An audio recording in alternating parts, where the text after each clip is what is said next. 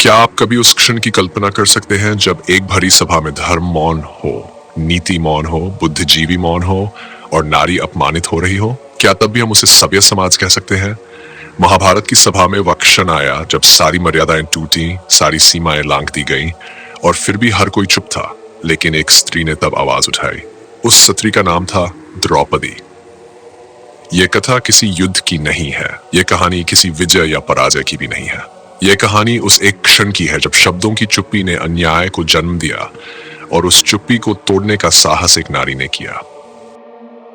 द्रौपदी महाभारत की सबसे केंद्रीय, सबसे विरोधाभासी और सबसे दृढ़ चरित्रों में से एक राजकुमारी, एक पत्नी, एक माँ, एक योद्धा, एक अपमानित स्त्री और इन सबसे ऊपर एक इंसान जिसने तभी सच बोलने का साहस किया जब धर्म के रक्षक मूक थे। महाभारत की सभा में जब युधिष्ठिर ने जुए में द्रौपदी को हार दिया, तब द्रौपदी केवल एक दांव नहीं बनी, वह एक सवाल बन गई, एक चुनौती बन गई, एक प्रतीक बन गई उस सभ्यता की जो स्त्री को केवल एक वस्तु समझती थी। उस समय न कोई राजा बोला, न गुरु, न पति, न कोई वृद्ध, सब मौन थे। उस सभा में बैठे थे भीष्म, द्रोण, कृपाचार्य, विदुर, धृतराष्ट्र और पांडव।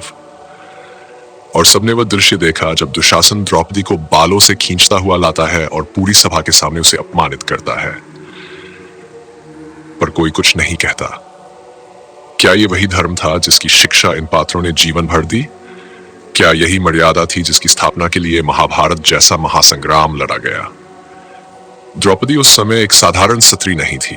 वह महाराज द्रुपद की पुत्री थी, 5 राजाओं की पत्नी थी, एक राजा की बहू थी, एक सभा की राजमाता थी। फिर भी उसे उस तरह अपमानित किया गया जैसे उसकी कोई पहचान ही ना हो। पर जो बात इस क्षण को इतना ऐतिहासिक बनाती है वो है द्रौपदी की चुप्पी से आवाज तक की यात्रा। जब वह सभा में लाई जाती है तो वह पहले चुप रहती है। उसकी आंखें क्रोध, अपमान और पीड़ा से भरी होती हैं। लेकिन जब कोई उसकी मदद नहीं करता तब वह बोलती है, और जो बोलती है वो केवल अपने लिए नहीं बल्कि उस हर स्त्री के लिए बोलती है जिसे कभी समाज ने चुप रहकर अपमान सहने को मजबूर किया।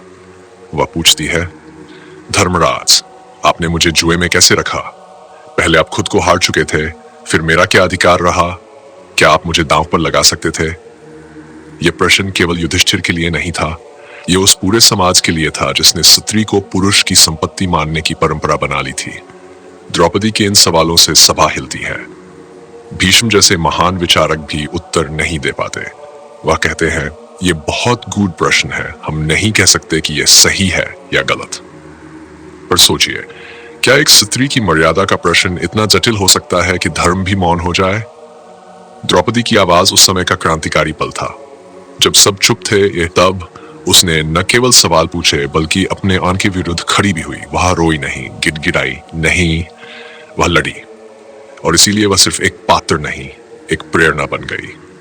उसने श्री कृष्ण को पुकारा और तब दिव्यता ने हस्तक्षेप किया। चीर बढ़ता गया, दुशासन थक गया और सभा स्तब्ध रह गई। लेकिन इस चमत्कार से पहले जो सबसे बड़ा चमत्कार हुआ वह था द्रौपदी की निर्भीक। वह पूछती है, मैं क्या स्त्री नहीं हूं? क्या मेरा कोई सम्मान नहीं? क्या सभा में कोई पुरुष नहीं बचा जो इस अपमान का विरोध करे? उसने धर्म, मर्यादा, पुरुषार्थ सबको कटघरे में खड़ा कर दिया।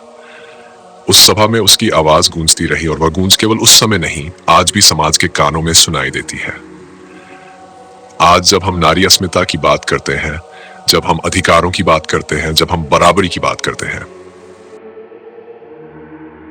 तो हमें यह याद रखना चाहिए कि इन सब की नींव सदियों पहले द्रौपदी ने रखी थी।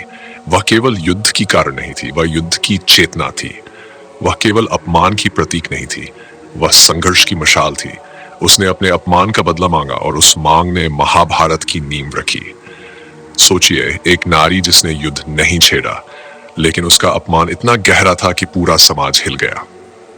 महाभारत की कथा हमें यह सिखाती है कि कभी कभी युद्ध तलवार से नहीं, प्रश्नों से शुरू होते हैं। द्रौपदी ने जो प्रश्न उठाए वे केवल उसकी रक्षा के लिए नहीं थे, वे उस सोच के विरुद्ध थे जो स्त्री को संपत्ति समझती थी। और आज भी जब किसी द्रौपदी की आवाज दबाई जाती है तो समाज फिर से उसी सभा में पहुंच जाता है जहां धर्म मौन हो जाता है और नीति सिर्फ किताबों में रह जाती है। इसलिए द्रौपदी की चुप्पी महत्वपूर्ण है, क्योंकि वो केवल मौन नहीं थी, वो तूफान से पहले की शांति थी। और जब उसने बोलना शुरू किया तो उसकी आवाज ने इतिहास बदल दिया। आज हर स्त्री, जो अन्याय के विरुद्ध खड़ी होती है वह कहीं न कहीं द्रौपदी की उत्तराधिकारी है। जब कोई लड़की स्कूल जाने का हक मांगती है, जब कोई महिला कार्यस्थल पर सम्मान मांगती है, जब कोई माँ समाज के ठहराव के खिलाफ अपनी बेटी को आगे बढ़ाने की कोशिश करती है, तो वो द्रौपदी के उसी स्वर को आगे बढ़ा रही होती है। द्रौपदी की चुप्पी दरअसल हमारी सभ्यता की सबसे बड़ी चेतावनी है।